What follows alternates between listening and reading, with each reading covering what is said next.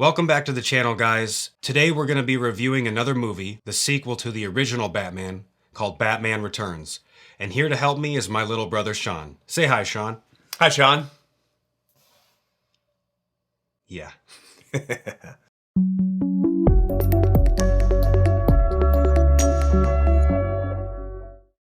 After the initial success of the original Batman movie, Warner Brothers gave Tim Burton a free pass on this movie. In my opinion, made it an extremely satisfying Batman movie, maybe my favorite one. Again, it stars Michael Keaton as Batman, and he's up against not one villain, but three villains. We have Penguin, played by Danny DeVito, Catwoman, played by Michelle Pfeiffer, and Max Schreck, played by Christopher Walken. The movie starts right away with the origin of the Penguin. You see Penguin's parents discard him into the sewer after he's born with deformities, like in his little flipper hands. I don't know if he was born with his little pindly legs and his chunky body that he has later, but Had to have been born with that beak. he was a freak. He had a weird nose and flipper hands. They threw him off of a bridge in a little baby carriage, and he lives the rest of his life in the sewer, up until later when he emerges into Gotham City. Max Schreck is a businessman. He has a sinister goal of creating a power plant that is going to sap the energy from Gotham City, and he's trying to sell it as a benefit to the city, but he can't get any support from the mayor. He doesn't have financial backing for it, so he's working with Bruce Wayne to try and fund his power plant. Well, Bruce Wayne has been doing his detective work, and he finds out that Max Schreck is up to no good. Selina Kyle, she is Max Schreck's assistant.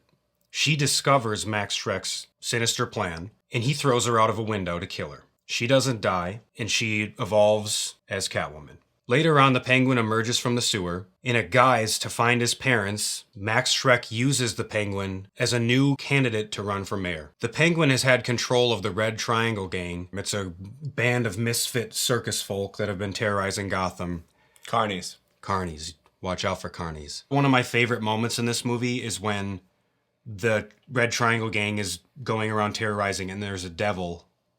Yeah, I swear you had that same Halloween costume as a kid. I was a devil, probably.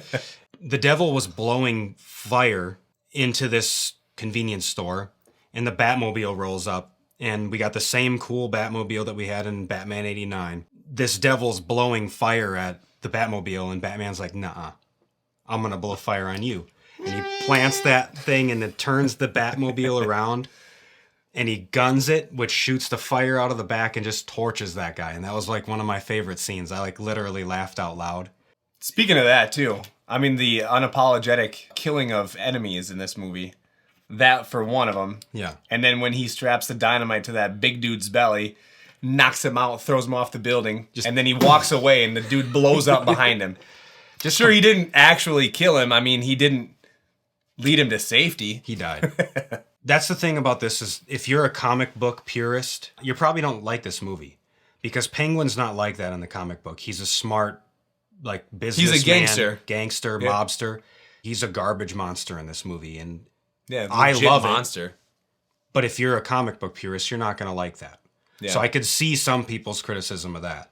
His ultimate goal, however, is to capture all the firstborn children of Gotham City and throw them into a big old sewer full of chemicals that Max Schreck has been dumping. Catwoman and Penguin team up to stop Batman. Batman is suspicious of the way Max Schreck and the Penguin are connected, and he successfully stops them with the help of Catwoman at the end. But Catwoman and Batman don't necessarily get along throughout the movie. There's many meetings of them where they duke it out with each other, and there's a lot of sexual tension in this movie as well between the two of them. We'll talk about that in a sec. But ultimately, Batman saves the day. The Penguin's defeated. Max Schreck is defeated. We think Catwoman is defeated, but she actually gets away, and it sort of sets up another sequel. I'd like to talk a little bit about the performance in this movie of all the actors. What do you think about how Michael Keaton did in this movie?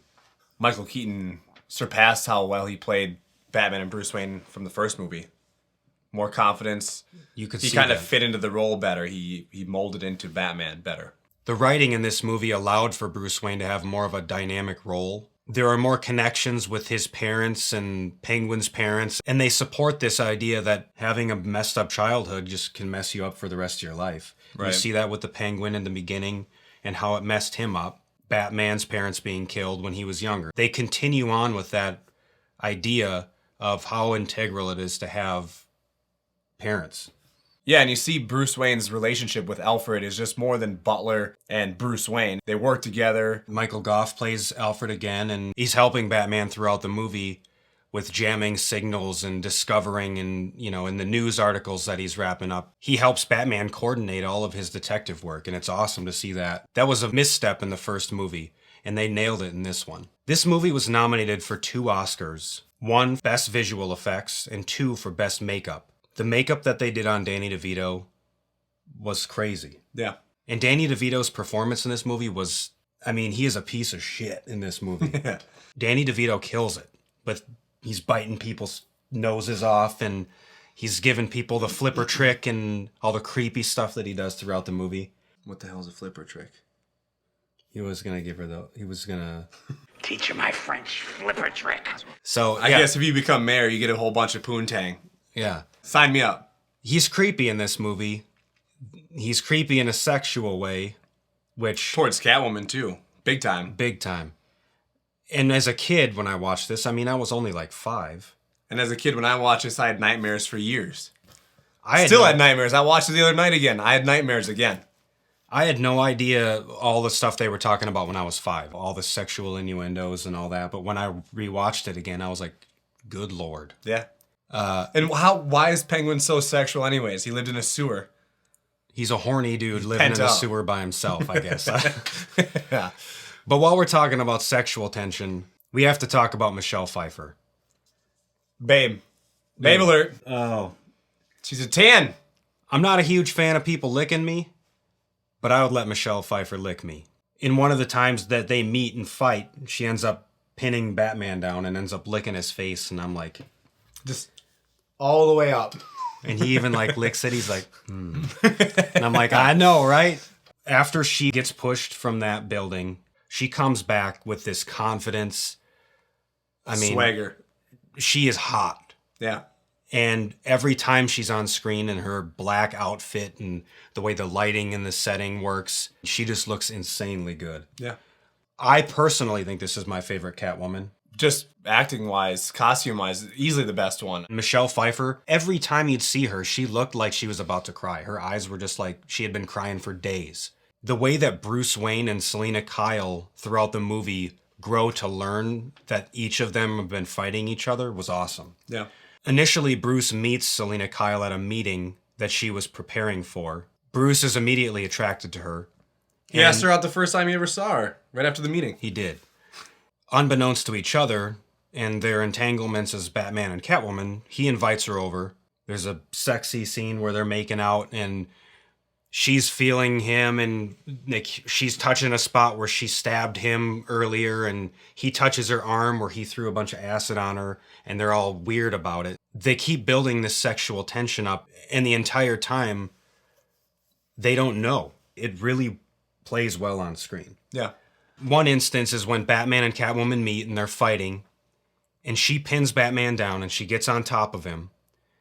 And Batman says, just as the camera pans back and shows a mistletoe, that, a mistletoe can be deadly if you eat it. And she says, but a kiss could be deadlier. Yeah. Well, later on in the movie, there's a scene, and I know you said this was one of your favorite scenes, was the masquerade ball. And talk about why you thought that was your favorite scene with the masks and... The 2 people that don't have masks on at the masquerade ball are Bruce Wayne and Selina Kyle, who always wear masks. And everybody else, all the rich folk, all have their masks on. It's just great symbolism. Yeah. And so Selina Kyle goes to this masquerade ball to ultimately kill Max Schreck. She literally brings a gun. Bruce Wayne notices her walk in, which, man, she's smoking when she walks in. Walks down the stairs. And the music changes there. And again, talk about the music. Danny Elfman just kills it again. Better than the first one, even. Susie Sue. And so they start dancing, and then they reverse that line. And Selina Kyle says, a mistletoe can be deadly if you eat it. And Bruce says... Slowly, like halfway through, he says, and a kiss can be even deadlier. But as he's saying it, he realizes what is exactly going on. And they back up. And then she says to him, does this mean we have to fight? And then they just hold each other tight. It's just great. I can't believe it. I got I got shivers thinking about it again, like how good of writing that is and the Yeah. execution in that movie. The whole time with all the tension, romance, and the sexual nature of the movie, for that to pay off. Well, everything said and done in this movie is necessary. The foreshadowing the whole way through. Yeah, the symbolism is crazy.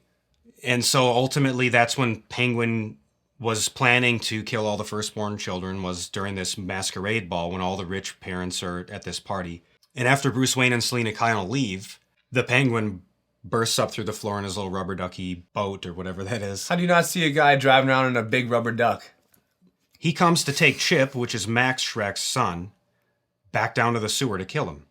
Well, Max Shrek says, nah, you can take me instead. You're not taking my son. All the children are saved by Batman. And so Penguin's last-ditch effort is to take all these penguins that he's strapped missiles to and blow up Gotham City. With the help of Alfred, Batman jams the signal, which is going to launch all these missiles, turns them around and heads right back to the sewer. And he blows up the zoo Arctic World. right above where Penguin had been living forever. At that moment, the Red Triangle Gang bails on the Penguin, just like his family did, and he ultimately, he loses it. Yeah. Penguin emerges from the water in one of my favorite shots in the movie. It's just grotesque. He comes up straight out of the water in all this black goo that he's drooling out. Whenever he gets warm, he starts drooling this sludge. And you can see that throughout the movie. He's just, when he starts getting gets excited, dude. riled up and he starts drooling this nasty You just stuff. see him spitting when he's talking, and it's just spraying all over his face. So good. He tries to stop Batman again, and he dies. These penguins pallbearer him into the water again. And the last shot of the penguin is from underneath the water, and the penguin slowly sinks down with the clouded blood and sludge. And what a haunting ending for that. Yeah. Selina Kyle, Catwoman, ends up killing Max Shreck, which pays off because he basically created her as a monster. What a satisfying ending to a movie. Yeah. I can't think of anything negative to say about it, and I want to be honest and not fanboy over stuff. I really can't think of a bad thing about this movie. The writing, the music, the costumes, the action. You see at the end the difference between Batman and Catwoman when he rips off his mask and she is just dead set on killing Max Shreck. And he says, let's just go home, Selina. And she doesn't. That's what makes her a villain and him the hero. And in the end, with the added scene, the camera panning up to the bat symbol and then Catwoman's head popping up. They added that a couple weeks before the movie launched in theaters just because they wanted to do a spin-off for Catwoman, which we all know how that went. Yeah, I think Warner Brothers had a huge misstep in not moving forward again with another Tim Burton. Tim Burton nailed Batman. He nailed Gotham City in this movie again. Perfect. The vibe in this movie, that Christmas feeling that it has. But still that danky, wet, smoky. Yeah, it's awesome. Really amazing two movies. Yeah, and I really think Warner Brothers made a mistake not continuing on with that. Yeah. 0 to 10 bat symbols, what would you rate this movie? I'd say easily a 9.5. Yeah, I'm going to give it a 9.5 because after a recent rewatch, this might be my favorite Batman movie ever released. What do you guys think of Batman Returns? Put it down in the comments section. Let me know if you like this movie, how many bat symbols you would give it, and stick around for the next one where we review Batman Forever. See ya.